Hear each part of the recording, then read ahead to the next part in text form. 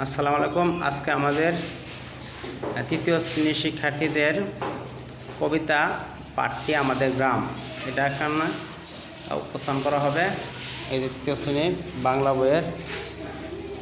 বাংলা বইয়ের কবিতা আমাদের গ্রাম বন্দেয়ান মিয়া লিখেছেন।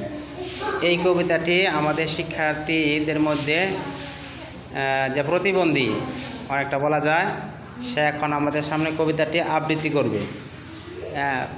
তোমার নাম নাকি? হ্যাঁ, হাবিবা তৃতীয় শ্রেণীতে পড়ে। সে আমাদের একটু এই পাশে দাঁড়াও। তুমি ওই যে গ্রামের দৃশ্যগুলো দেখলাম, আমরা একটু ছোট্ট করে আঁকার চেষ্টা করছি। হ্যাঁ, তুমি তোমার কবিতাটা আবৃত্তি করো, আমরা শোনাও তো।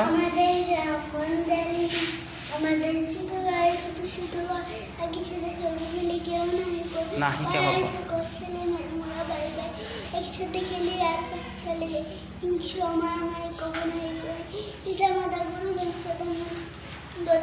আমাদের ছোটো মায়ের আলো দিয়ে বাড়ি আর বড় জানতা জল বড় দিঘি তাদের কি জন্মে করে দিঘি আম গাছ জাম গাছ বাজার মিলেমিশে সবাই আত্মীয় হয় সকালে শোনা উঠে পাখিটাকে সবাই একটা তালি দাও। চমৎকারভাবে বলেছে, তাকে অসংখ্য ধন্যবাদ।